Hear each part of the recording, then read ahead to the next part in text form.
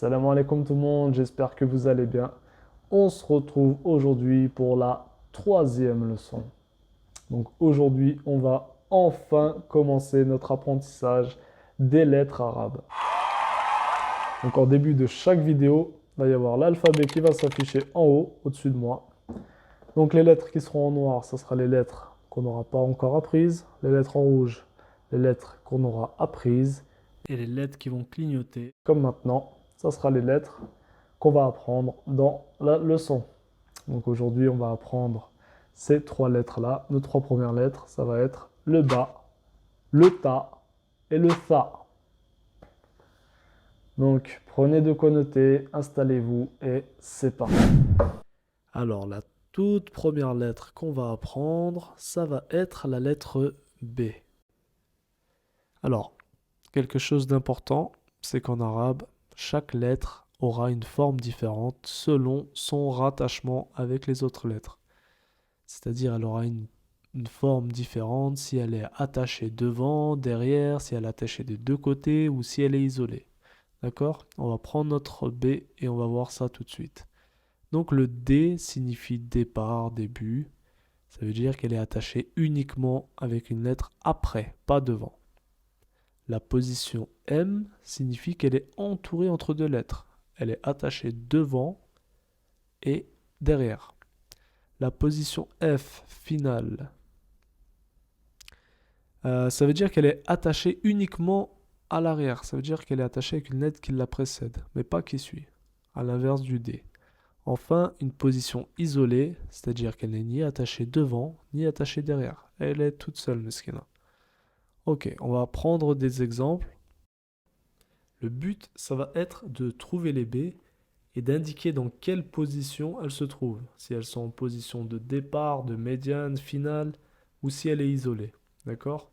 Donc mettez pause et on va corriger tout de suite. C'est parti. Premier exemple. Là, notre B est entourée par deux lettres. Elle est donc en position médiane. Elle a une lettre rattachée avec une lettre avant et rattachée avec une lettre après. Et elle a un soukoun au-dessus, donc B uniquement. Deuxième exemple. Là, on voit qu'elle n'est ni attachée devant ni attachée derrière. Elle est donc en position isolée. Et elle a la voyelle A au-dessus, ça va nous donner le son bas. D'accord? Donc, dans notre troisième exemple, on la voit en position de départ. Ça veut dire qu'elle est attachée uniquement après. Il n'y a aucune lettre qui la précède. D'accord? Donc là, elle est en position de départ. Elle a la voyelle A au-dessus. Ça va nous donner également le son bas. Dans le dernier exemple, elle est en position finale. Elle est uniquement rattachée par une lettre qui la précède. Il n'y a pas de lettre après. Donc, position finale. Et elle a le tenwin an. Donc, ça va nous donner le son ban. Alors, malgré ces quatre formes différentes, on arrive à leur trouver un point commun. C'est un jeu de mots involontaire de ma part, mais elles ont toutes un point en bas. Voilà, on a fini avec la lettre B. On va enchaîner avec la prochaine lettre.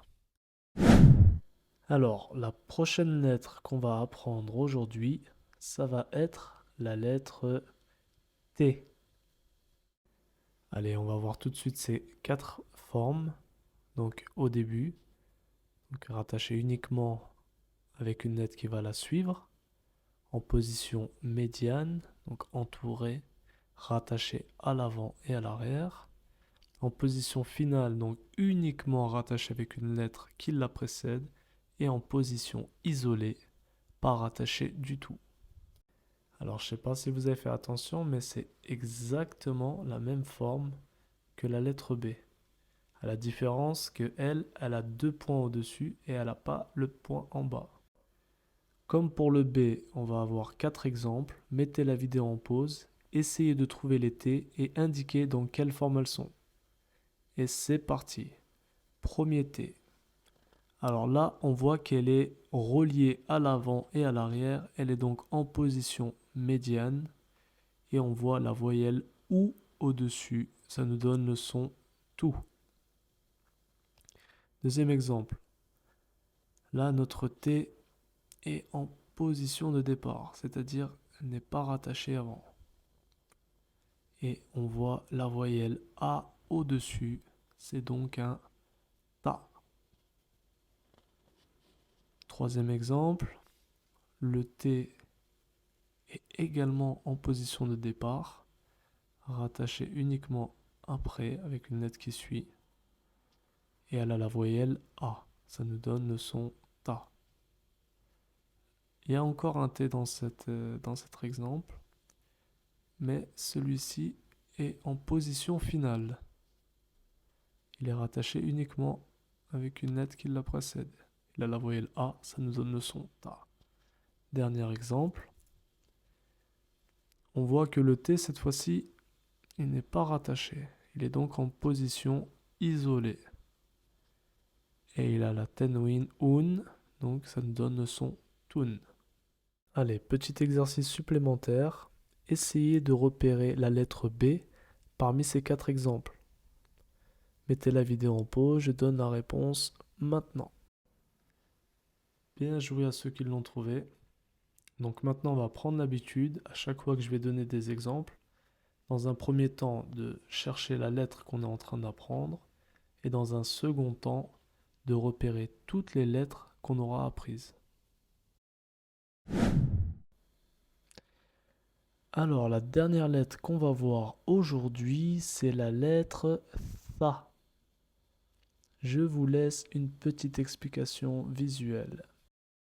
Alors, le son Tha, c'est un son qu'on n'a pas en français. Donc, si vous ne savez pas faire ce son, c'est pas très compliqué.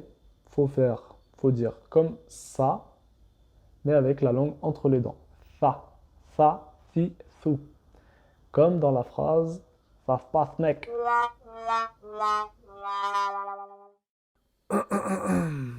Alors, le tha, dans sa forme de départ, c'est-à-dire attaché uniquement avec la lettre qui va la suivre. Dans sa forme médiane, attaché avant et attaché après. Dans sa forme finale, attaché avec la lettre qui la précède. Et dans sa forme isolée, c'est-à-dire pas attaché. Alors je pense que vous avez remarqué, c'est également la même forme que le B et le T. C'est juste les points qui changent. Le B, 1 point en bas, le T, 2 points en haut, le Tha, 3 points en haut.